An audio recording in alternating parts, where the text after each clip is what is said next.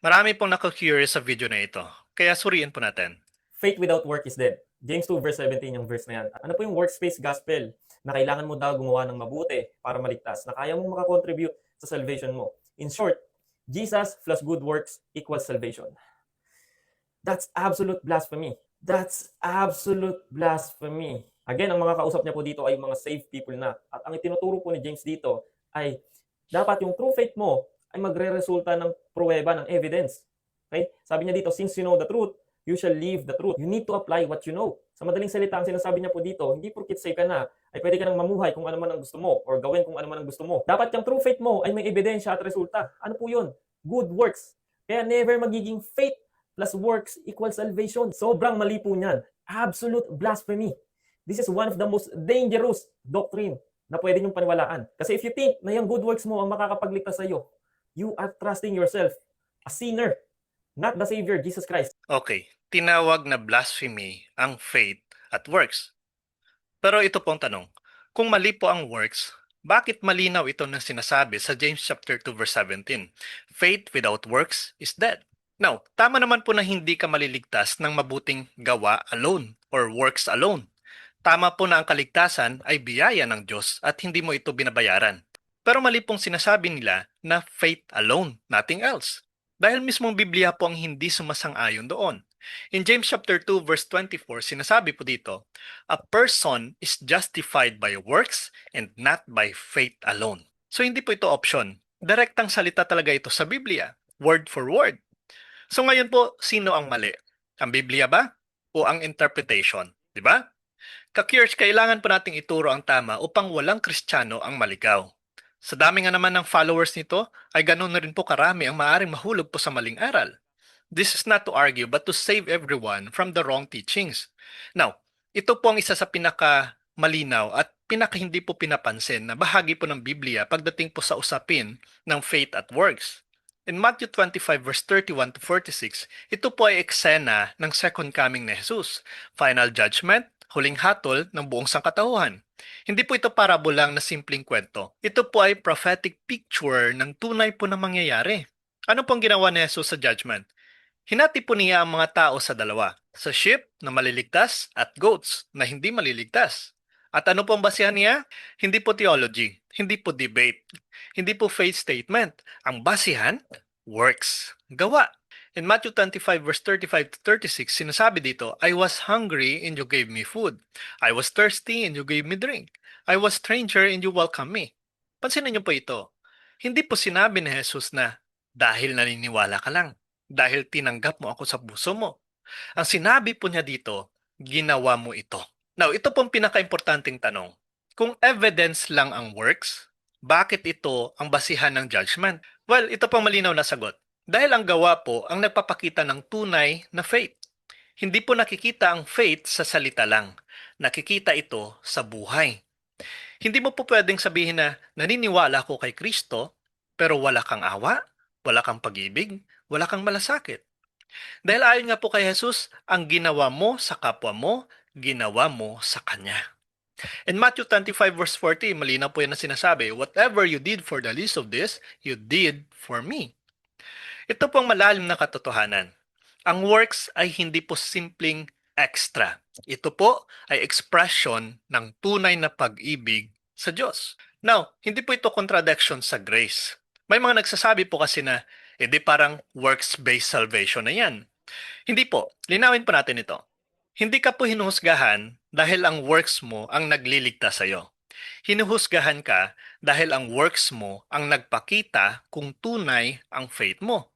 Hindi rin po yan evidence na sinasabi nilang evidence ang works of faith. Now, ito pong pinaka-importanting distinction. Works are not the price of salvation, but they are the proof of participation in grace.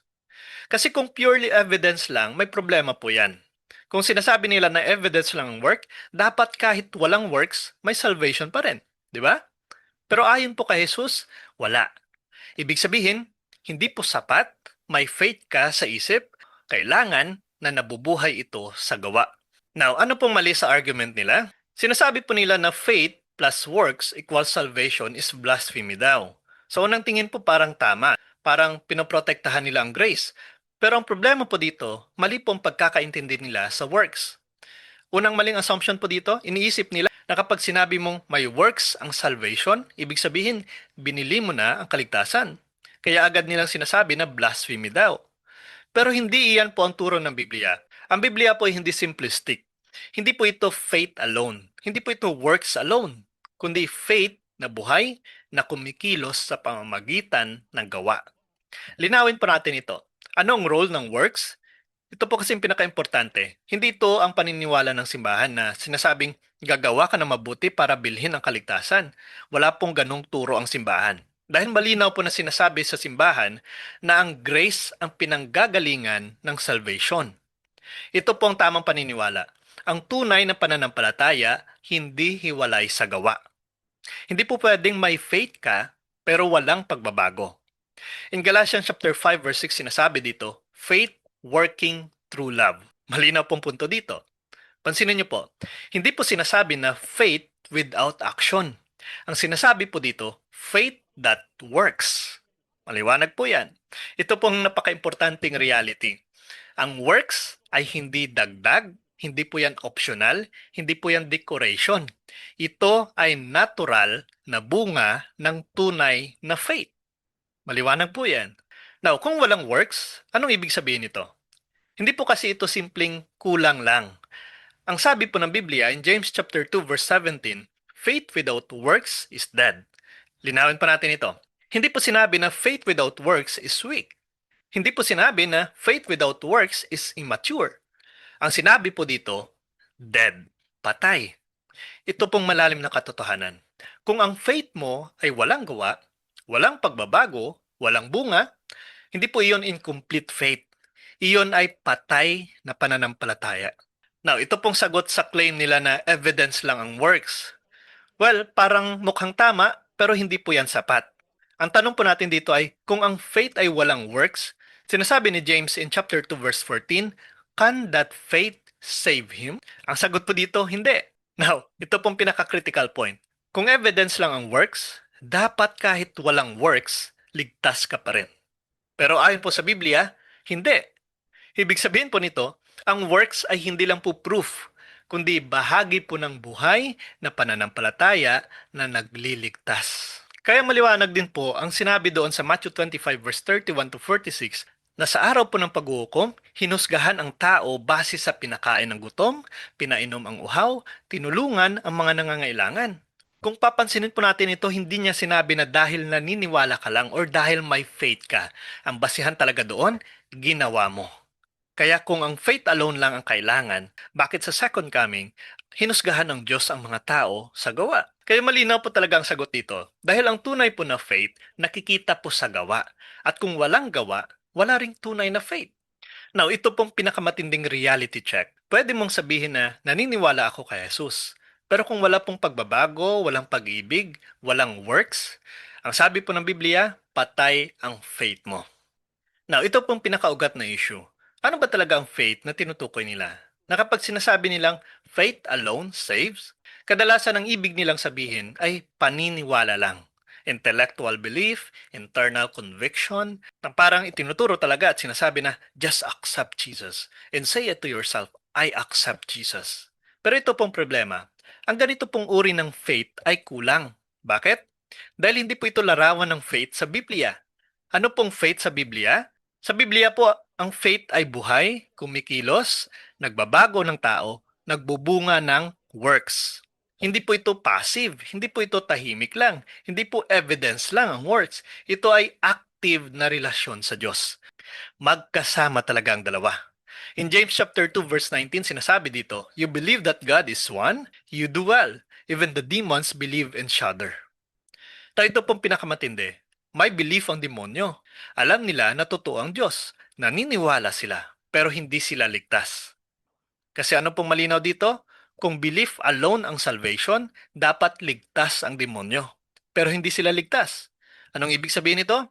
Belief alone is not enough. Ang tunay na faith ay dapat may gawa. Now, ano pong kulang sa faith alone?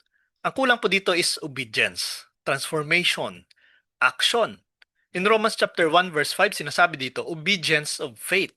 Ibig sabihin po ang faith ay hindi po hiwalay sa pagsunod. Ito pong malalim dito. Kung ang faith mo ay walang pagsunod, walang pagbabago, walang gawa, hindi po iyon tunay na faith. Iyon ay empty belief. Ito pong tamang formula dito. Hindi po ang kagaya ng sinasabi nila na faith plus works is binibili mo ang salvation. Dahil walang tao pong kayang bumili ng kaligtasan. Ito pong tamang daluyan or tamang formula dito. Grace to faith to works to salvation. Ipaliwanag po natin ito na mabuti. Grace dahil ang Diyos po ang unang kumikilos. Siya po ang nagbibigay ng kaligtasan. Faith dahil tinanggap mo ang grace. Nagtiwala ka kay Kristo. Works dahil bunga ng tunay na faith. Yan po ay nagpapakita ng tunay talaga na pagbabago. Pakikipagtulungan yan sa grace, sa biyaya na natanggap natin sa Diyos. Salvation dahil hindi po instant ticket yan, kundi journey na may cooperation sa grace ng Diyos. Kaya malinaw pong sinasabi na works ay hindi po optional. Ito po ang hindi talaga nila matanggap. Na ang works ay hindi po accessory. Hindi po yan decoration, hindi po yan bonus. Ito po ay natural na bunga po ng faith. Magkasama po talaga ang dalawa. In Philippians chapter 2 verse 12, sinasabi dito, work out your salvation with fear and trembling. Pansinin niyo po ito. Hindi po sinasabi dito na relax, tapos na. Hindi po sinabi dito na nothing else matters. Ang sinabi po dito, work out your salvation. Ang malalim po na katotohanan, ang salvation ay regalo, yes, pero hindi po ito passive experience. Ito po ay relasyon na pinapanday araw-araw. Kaya tama po sinasabi nila na hindi mo kayang iligtas ang sarili mo. Tama sila na si Jesus lang ang tagapagligtas. Pero mali sila sa tinuturo na ang works ay irrelevant sa salvation. Dahil ayon po sa Biblia, hindi po pwedeng paghiwalayin ang faith at works. At hindi po yan blasphemy na ang faith plus works. Ang tunay po na mali ay baliwalain ang malinaw na turo ng Biblia na faith without works is dead. Hindi po sapat na maniwala ka lang. Kailangan mong mabuhay ayon po sa pinaniniwalaan mo dahil doon po nasusukat kung buhay o patay ang iyong pananampalataya. Kaya kung sangayon po kayo sa video na ito, please like and share, ibahagi po natin ito sa mga kakilala natin at lalong-lalo na po sa mga nabulag sa mga maling turo sa ibayo nating pananampalataya. At paki-comment po sa ating comment section, faith without works is dead. God bless po sa ating lahat sa ngalan ng Ama, ng Anak at ng Espiritu Santo. Amen.